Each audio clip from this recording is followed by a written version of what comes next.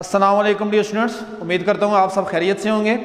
आज आपके सामने आपका क्लास 10 का मैथमेटिक्स का पेपर एक्सप्लेन करने के लिए आपके सामने हाजिर हुआ हूँ। इन तमाम पेपर्स को आपने सॉल्व करना है और तमाम पेपर्स को सॉल्व करने के बाद आपने हमें इनको कैंपस भेजना है। ठीक है, तो आज जो आपका जो मैथ्स का पेपर है ये आपके 3 सेक्शंस पे है। ठीक है बेटा, पहला MCQs है कि आपने इसमें से करेक्ट ऑप्शन तो चूज नहीं करना, यहाँ तो ऑप्शन आपको नहीं दिया हुआ, लेकिन पहला MCQs है कि roots of the equation are, मतलब आपने इस क्वाड्रेटिक इक्वेशन को सॉल्व करना है और बताना है कि इसके दो कौन कौन से रूट्स आते हैं। यहाँ बेटा आपको ऑप्शन नहीं है, उसकी बुनियादी वजह यह है कि ऑप्शन अगर दे दिया जाए तो फिर तो आप तो रिस्ट्रिक्ट हो जाएंगे उन 4 ऑप्शंस तक।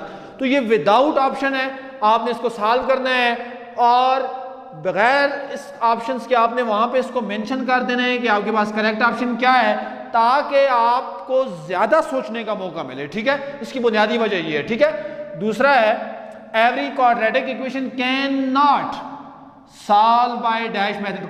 तमाम क्वाड्रेटिक इक्वेशन कौन से मखसूस मेथड है जिससे सॉल्व नहीं हो सकती। आपको पता है क्वाड्रेटिक इक्वेशन के 3 मेथड हैं, उनमें से एक ऐसा मेथड है कि जिससे हर क्वाड्रेटिक इक्वेशन सॉल्व नहीं हो सकती, तो वह आपने बताना है कि वो कौन सा मेथड है जिससे ये सॉल्व हर क्वाड्रेटिक इक्वेशन नहीं हो सकती। उसके बाद द डिस्क्रिमिनेंट ऑफ, ये क्वाड्रेटिक इक्वेशन है और इसका आपने बेटा डिस्क्रिमिनेंट फाइंड करके यहां पे लिखना है। ठीक है बेटा, अब आपका चौथा MCQs है कि अगर b² - 4ac 0 आ जाए, क्वाड्रेटिक फार्मूले में b² - 4ac अगर 0 आ जाए तो फिर रूट्स तो रियल होंगे, लेकिन उसके साथ एक और शर्त भी है, वो क्या होगी वो भी बेटा आपने मेंशन करनी है। ठीक है, उसके बाद the factors of quadratic equation x² + 5x + 4 = 0। तो ये क्वाड्रेटिक इक्वेशन है, इसकी आपने फैक्टराइजेशन फाइंड करनी है।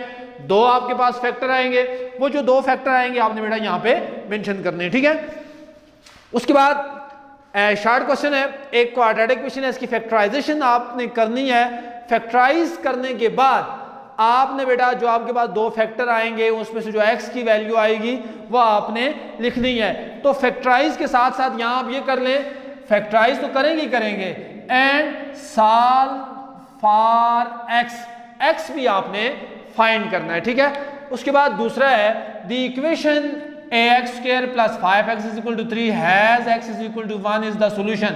मतलब एक सॉल्यूशन आपको x = 1 दिया हुआ है, तो फाइंड द अदर सॉल्यूशन।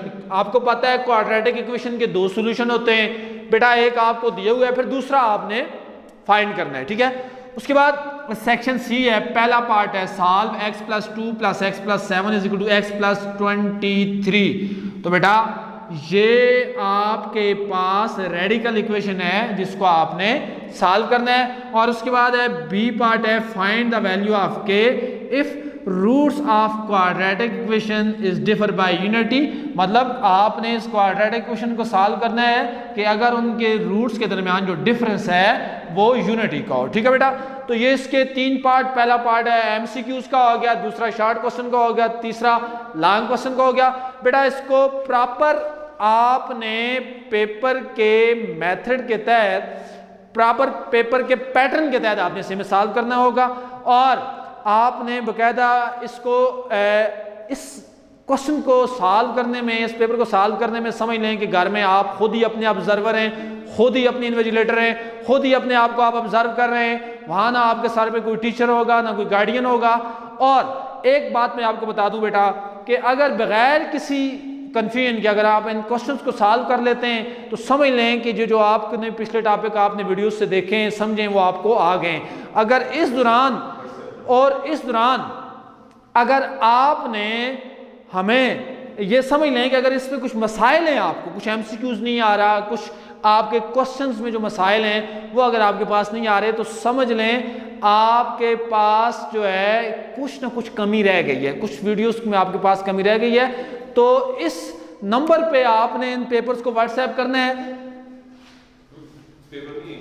अगर आपको इस पेपर के मुतालिक कोई मसला है, कोई प्रॉब्लम आ रही है किसी किस्म की भी, तो आप ये व्हाट्सएप नंबर है, आप इस पे व्हाट्सएप करके किसी किस्म की प्रॉब्लम को आप डिस्कस कर सकते हैं। ठीक है, तो इंशाल्लाह बेटा आपने इनको सॉल्व करना है इंतहाई ईमानदारी के साथ। बेटा पेपर आपका है, फ्यूचर आपका है, मुस्तकबिल आपका है, मार्क्स आपके हैं, आपने इसको सीखना है, तो ईमानदारी के साथ इनको सॉल्व करें। ताकि आपको इतना अंदाजा हो कि बेटा आपको कितना आता है। आपके टीचर को तो बहुत कुछ आता है, लेकिन आपको कितना आता है ये चीज़ हमारे लिए बड़ी इंपॉर्टेंट है। ठीक है, तो आपका बहुत शुक्रिया बेटा, वस्सलाम।